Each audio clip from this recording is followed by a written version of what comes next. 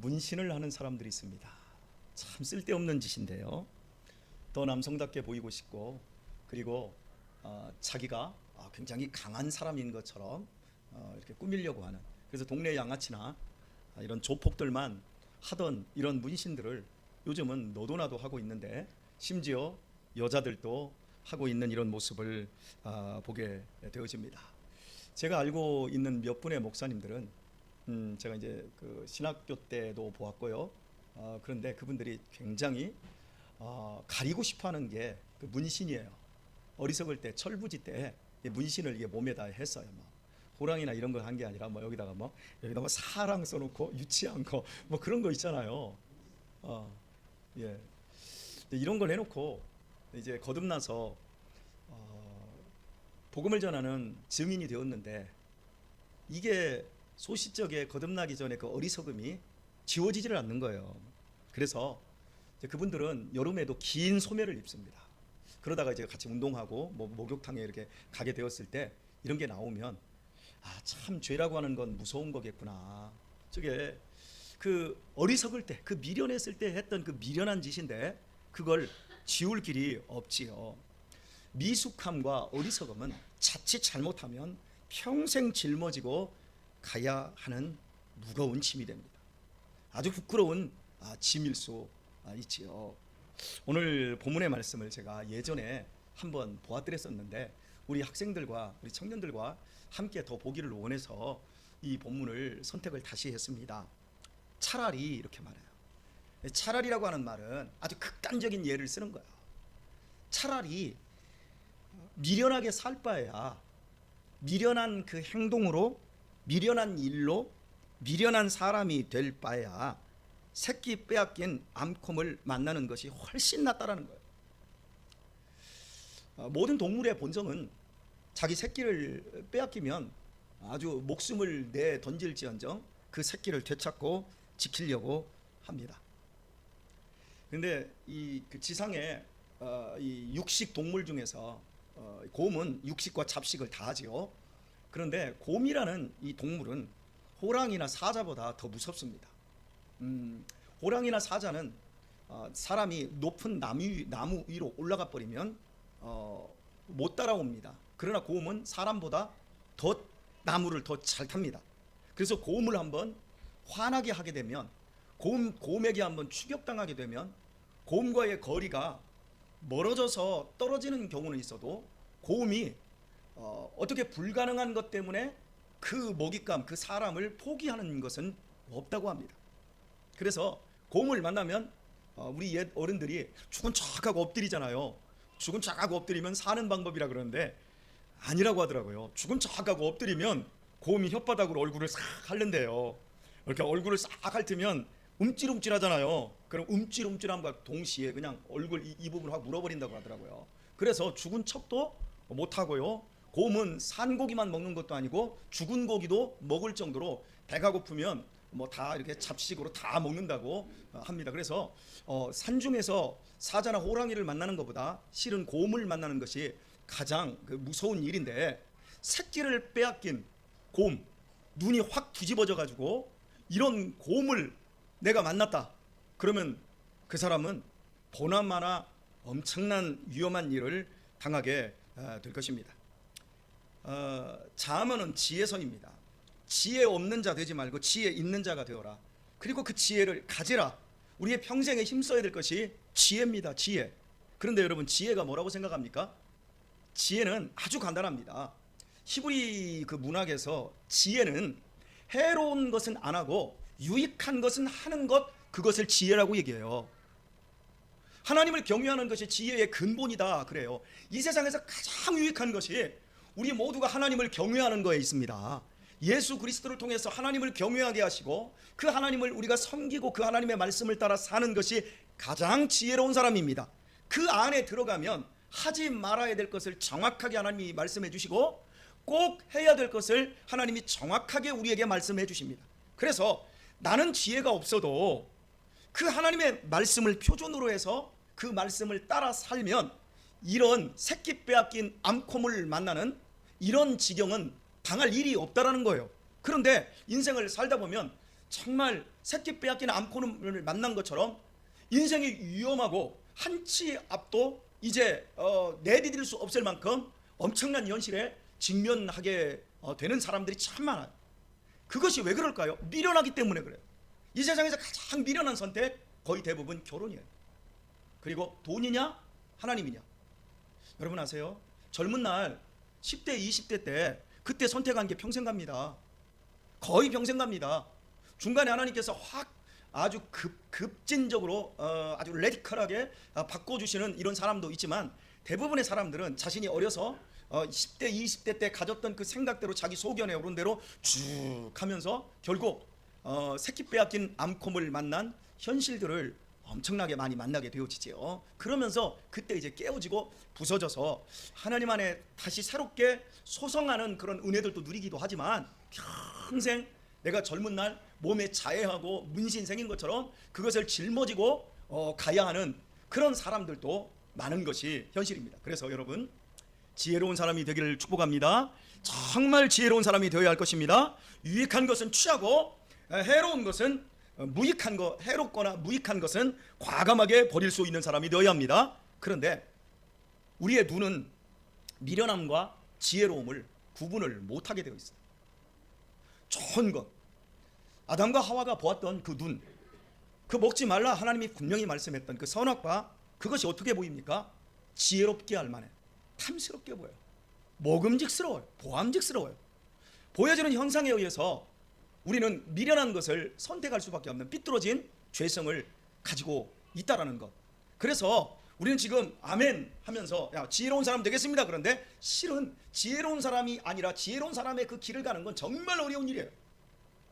나는 지혜롭다고 선택을 했어요. 나는 이 사람이 아니면 내 인생에 소망이 없다. 나는 이 사람 아니면 절대 결혼 안 한다.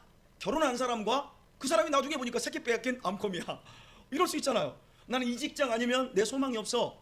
이렇게 하고 막 그 직장 들어갔는데 2달, 석 달도 안 돼가지고 그 직장 때려쳐버립니다. 그게 새끼 빼앗긴 암컴이에요. 나는 그 대학 꼭 가야 돼. 나는 그 대학 안 가면 안 돼. 그 대학 들어갔다고 막 그 기뻐가지고 막 목사님 되었어요. 그래서 얼마 안 돼서 그 대학도 별거 아니에요. 다 살아보면 별거 아니에요. 우리가 예수님을 만나고 예수님 안에서 예수님을 더 많이 알아가는 것이 인생의 참된 기쁨입니다. 아멘도 하소. 예, 그게 기쁨이에요. 저는 우리 찬양 인도자들이 가끔씩 이제 멘트를 이렇게 할 때마다, 기도 멘트를 할 때마다 딱딱 느껴지는 게 있어요. 그게 뭐냐면 마음이 이제 나이가 먹을수록 허해진다. 마음이 정말 청년 때, 학생 때의 그런 기쁨보다 살아가면서 느끼는 거 허무함. 이렇게 살아서 뭐하나. 어떤 이런 것들이 우리 마음에 몰려와요. 왜? 자꾸 이제 집도 넓어지고 돈도 좀 쥐어지고 돈 쥐어지니까 재테크도 좀 하고 막 자꾸 이제 이렇게 하는데 거기에 만족이 없어지는 거예요. 근데 여러분이 진정으로 만족하려면요, 하나님을 마음을 다하고 뜻을 다하고 힘을 다하여 성품을 다해서 사랑할 수 있기를 축복합니다. 사랑하면 그 안에서 내 마음이 채워지고 내 마음이 기쁨이 넘쳐요. 그래서 그 사람의 말, 그 사람의 살아가는 모습, 이런 것들 속에서 어떻게 하면 더 많이 섬기고 더 많이 나누면서 더 행복한 삶을 살아가는 이런 모습들로 우리의 삶의 그 본질이 지혜로 가득 차집니다. 그런데 이런 하나님을 사랑하는 것이 우리의 인생의 목표가 아니라 그 다른 것, 눈에 보이는 보암직한 것들을 쫓아가는 거예요. 그 쫓아가면 결국에는 마음이, 내면이 무너져요. 우리의 영혼이 허약해져요. 이러면서 목사도 무너지는 거예요. 여러분 요즘 집값이 엄청 많이 올랐대요. 우리 지금 아파트가 한 1억 한 6천까지 이렇게 거래가 됐던 아파트가 지금 3억이 간다고 하더라고요. 여러분 우리 주변에 목사님들이 그러니까 목사님들도 막 이렇게 막 집 사고 아파트 2채 가지고 있고 뭐 이러면서 다 편승한단 말이에요. 그것이 그 새끼 빼앗긴 암콤을 만나게 되는 계기가 되는 거예요.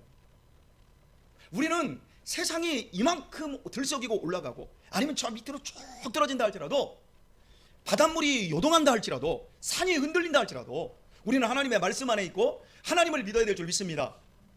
이것은 현실의 문제예요. 그냥 신앙이 하나님 이론으로 하나님에 대한 개념을 가지고 나 뭐 주일에 교회 가 이런 게 아니라 실제 우리의 삶에서 살아내야 되는 거예요. 이걸 선택해야 되냐 이걸 선택하냐 할 때 우리는 하지 말라와 하라는 걸 분명히 내게 유익해 보이는 것을 내가 부여잡았어요. 그런데 나중에 보면 나를 그게 내 발등을 찍어요. 근데 나에게 지금 당장은 해로워요. 그런데 그 말씀을 붙잡고 그냥 순종하면서 가요. 손해보면서. 그런데 나중에 그 삶이 더 든든해지고 편안해지는 이런 삶의 기쁨들을 누리게 되어 있어요. 그래서 지혜를 가지라는 거예요. 읽은 그 본문을 보면 읽지 않은 그 말씀 몇 군데를 좀 볼까요? 21절을 볼까요? 미련한 자를 낳는 자는 근심을 당하나니 미련한 자의 아비는 낙이 없느니라. 여러분, 자식 잘 낳아야 돼요. 잘 키워야 돼요. 미련한 자의 자식을 낳은 아버지는 낙이 없대요. 낙이. 실제로 부모가 늙어가면서 낙이 누구에게 있냐면 자식에게 있지요. 우리 고향의 어르신들이 저한테 하는 인사 중에 가장 큰 어른이, 우리 어머니가 은적이라고 하는 동네에서 어린 시절을 태어나서 사셔서 우리 어머니의 별명이 은적댁이었어요. 그러면 동네의 어른들이 저한테 그래요. 아이고, 은적댁 그 성님은 조금만 더 살았으면 얼마나 좋아. 저런 훌륭한 아들을 두었으니 얼마나 좋아. 그런데 저런 훌륭한 아들 이렇게 못 보고 그냥 일찍 가셨으니 얼마나 속상해. 여러분, 우리 어머니의 기쁨이 자식에게 있더란 말이죠. 그걸 다른 사람들도 아는 거예요. 그런데 미련한 자, 하지 말라는 것만 해, 하라는 건 안 해. 무익한 것과 유익한 걸 구분을 못해. 여러분, 부모가 자식에게 나쁜 거 가르칠까요? 부모가 자식에게, 자식 너 망가져라, 너 삐뚤어져라, 너 못 살아라, 너 실패해라, 너 못된 남자 만나라, 너 아주 사악한 여자 만나라, 이러는 부모 있지요? 하나도 없어요. 하나도. 그런데 모든 거에 대해서 다 반대하고 이러면 나중에 그 아버지가 낙이 없어진다, 이렇게 말하고 있어요. 또 볼까요? 25절을 볼까요? 미련한 아들은 그 아비의 근심이 되고 그 어미의 고통이 되느니라. 이렇게 말해요. 정말 우리가 지혜를 사모해야 됩니다. 우리의 인생 속에서 딱 한 번뿐인 인생인데 우리가 지혜 없이 인생을 살아가면 결국 우리의 인생이 이렇게 처참한 지경으로 떨어진다고 하는 사실. 자, 다시 12절로 오면 그 미련한 자를 만나지 말 것이다, 이렇게 말하고 있는 거예요. 사귀지 말라는 거예요. 미련한 자와 그 사귀는 것이 얼마나 위험한지를 말하고 있는 거거든요. 그 결론은 여러분, 미련한 자를 안 만날 수 있어요. 만나지요. 만나면 살 수밖에 없어요. 하지만 그 미련한 자와 깊이 교제는 하지 말라고 말씀하고 있는 거예요. 여러분, 친구 잘 사귀어야죠. 그죠? 그 말씀들 많이들 어린 시절부터 여러분 들으셨을 텐데요. 그렇습니다. 그냥 만날 수 있어요. 그런데 깊이 사귀는 건 조심해야 된다. 여러분, 그러면 내가 멀리해야 할 사람들은 누구일까요? 첫 번째, 불신자예요. 당연히 불신자들과 멀리해야 됩니다. 물론 불신자들과 같이 회사 생활도 하고 학교 생활도 하고 이웃 간에 생활을 할 수 있어요. 하지만 깊이 교제하지 말라는 거. 이제 깊이 교제하지 말라는 의미는 불신자와 깊이 교제하지 말라는 건 그 사람들 만나야 전도하지요. 그런데 그 사람들의 것, 그 미련하고 그 무지한 것, 그걸 내 것으로 받아들이지 말라는 거예요. 내가 좋은 것을 그 사람에게 줄지언정 그 사람에게서 해롭고 무익한 걸 내가 받지는 말라는 의미일 겁니다. 두 번째, 우리가 피해야 될 사람들이 있어요. 정말 깊이 교제하지 않아야 될 사람들. 교만한 사람이에요. 잠언에서 교만은 그 패망의 선봉이에요. 거만은 넘어짐의 앞잡이니라. 교만과 거만 아주 비슷한 거거든요. 자기가 제일이라고 생각하는 거예요. 하나님이 없는 거예요. 말로는 하나님을 들먹이는데 모든 판단, 모든 삶의 기준이 자기 소견이에요. 그런 사람과 깊이 교제하면 그 사람을 닮아가게 되어 있어요. 그러면 나중에 새끼 빼앗긴 암콤을 만나는 현실에 직면한다는 거지요. 그리고 욕망에 사로잡힌 사람들이 있어요. 하나님에게 사로잡혀야 되는데 욕망에 사로잡혀요. 그러면 이런 사람들 역시 나중에 그 사람이 망하게 될 때 나도 함께 곁다리로 끼어서 망하게 되어지지요. 사랑하는 교우 여러분, 우리 교우들 간에 좋은 믿음의 교제가 더 많이 일어나기를 축복합니다. 그런데요, 이 믿음의 사람들 가운데서도요, 교제를 좀 삼가하고 멀리해야 할 사람들이 있어요.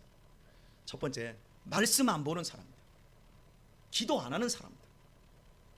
말씀 안 보면요, 교회 생활 30년, 40년, 50년에도 신앙이 안 자랍니다.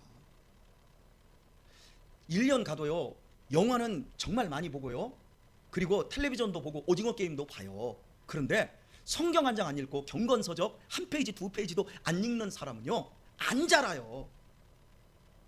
항상 거기에 있어요. 이런 사람들하고 있으면 자기도 그렇게 되져버려요. 그러니까 다람쥐 쳇바퀴들을 돌아요. 여러분 보세요. 풍선에 바람을 많이 부릅니다. 풍선에 이 부피 면적이라는 게 있어요. 그럼 이 풍선을 딱 사면 처음에 요즘 풍선 값이 얼마인지 모르는데 한 100원이라고 합시다. 풍선 하나 주면 한 이만해요. 그러면 그 풍선을 쫙 불면 얼마나 지죠? 딱 불면 불수록 커지지요. 근데 불면 불수록 커지는데 그 불면 불수록 커지는 게 얼마만큼 커져요? 딱 이만한 게 얼마만큼 커져요? 이만해질 수 있어요. 더 불면 얼마해져요? 이만해질 수 있어요. 더 불면 어떻게 돼요? 준우 형제, 더 불면 어떻게 돼? 터진대. 예, 터져요. 자본주의가 그런 거예요. 계속해서 자본주의는 팽창해야 돼요. 제가 여러분에게 늘 얘기하지만 자본주의는 팽창해요. 팽창하다 결국에는 빵 터지는 거예요. 올겨울에는 지금 유럽 쪽에 그리고 아시아 쪽에 석탄 문제로 인해서 난방이 어려워질 거라고 합니다. 코로나로 인해서 이게 유통이 안 되는 거예요. 그리고 강대국들이 이제 그걸 가지고 조절을 하기 시작하는 거예요. 하나님의 말씀에서 지금 하고 있는 대로 식량 위기, 이 모든 위기들이 지금 오고 있는 거예요. 그래서 올겨울에는 아주 저소득층들이 많이 죽을 것이다 라고 하는 걸 벌써부터 지금 일주일 전부터 지금 그 얘기를 계속해요. 호주의 석탄이 지금 어딥니까? 중국으로 들어가야 되는데 이게 지금 석탄값이 4배가 올라버렸어요. 지금 계속 이렇게 나가고 있어요. 이 자본주의는 이제 팽창이 계속되고 있습니다. 막 집값 오르고 있습니다. 나중에 빵 터져요. 그런 날이 온다니까요. 여러분, 나사를 조입니다. 나사를 조이면 잘 조여져요. 그죠? 도록도록 조여요. 그러면 계속 조이면 어떻게 되죠? 계속 조이면 어떻게 돼? 계속 조여지죠. 계속 조여지지 않습니다. 어떻게 되죠? 나중에 빠가가 돼요. 표준어를 써야 되는데 제가 설교하는데 빠가가 되는 이렇게 어떻게 돌기는 돌아요? 헛도는 거예요. 지금 우리 사회가 헛돌고 있어요. 우리 가정이 헛돌고 있어요. 뭐 뭔가는 되어가고 있는 것 같아요. 뭐 어쩔 때 보면 한 2, 3년 있다가 텔레비전도 바꿨어요. 뭐 그리고 또 막 핸드폰도 한 2, 3년 있다가 좋은 걸로 막 접히는 막 이런 걸로 막 다 바꿔요. 모든 거 다 바꿔요. 그런데 뭔가가 제자리에서 뱅뱅뱅 돌고 있는 것 같아요. 오늘 우리가 믿음 생활하는 사람들이 하나님의 말씀을 보지 않습니다. 그리고 하나님의 말씀을 묵상하지 않습니다. 그리고 기도하지 않습니다. 말씀과 기도는 함께 가야 됩니다. 그런데 안 합니다. 그러면 제자리에서 뱅뱅뱅 도는 거예요. 그 사람하고 제자리에서 뱅뱅 돌면 나중에 회오리 바람이 일어나요. 같이 들어가잖아요. 나랑 회오리 바람이 날아가죠. 조심해야 돼요. 또 우리가 깊이 교제하지 않아야 될 믿음의 사람들이 있습니다. 그 사람은 인격적인 변화가 일어나지 않는 사람. 전혀 변화가 없어요. 물론 변화가 없어야 돼요. 우리의 중심 속에 하나님을 향한 그 사랑과 믿음은 변함이 없기를 바랍니다. 그러나 우리는 굉장히 부드러운 사람, 굉장히 하나님께서 이렇게 보시기에 아주 친밀하고 따뜻하고 너그럽고 생각이 아주 굉장히 넓고 깊고 이런 좋은 사람으로 바뀌어져야지요. 이런 사람이 아니라면 가급적 멀리하는 것이 좋습니다. 그리고요, 기복적인 사람이 있어요. 맨날 말만 하면 무슨 돈 얘기, 뭐 이거 뭐 복 받은 얘기 다 그러면서 내가 변하고 내가 은혜 받은 얘기는 없어. 다 뭐 잘 되고 막 다 자랑하는 그것밖에 없어요. 그러면 나중에 그 사람 때문에 시험 들고 어려움에 봉착하죠. 오늘의 말씀을 맺겠습니다. 그럼 우리가 어떤 사람하고 사귀어야 될까요? 아주 반대 유형하고 사귀면 되는 거예요. 그 반대 유형이 뭡니까? 말씀 묵상하는 사람하고 사귈 수 있길 바랍니다. 기도하는 사람하고 사귈 수 있길 바랍니다. 간단해요.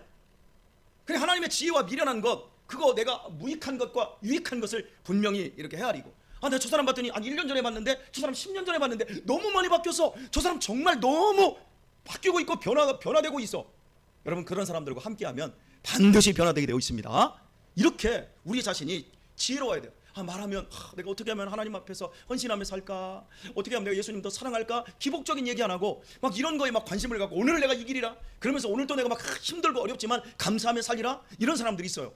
그런 사람들이 누구인가 쭉 한번 찾아보시고, 여러분, 새끼 만난 암컴이 아니라요, 새끼 잃어버린, 새끼 빼앗긴 암컴을 만나는 사람이 아니라 여러분 더 넉넉하고 인생에 있어서 정말 비전 있고 그 사람 만나면 행복한 그런 사람들을 많이 만나는 그런 행복한 여러분의 남은 신앙생활 될 수 있기를 예수님의 이름으로 축복합니다.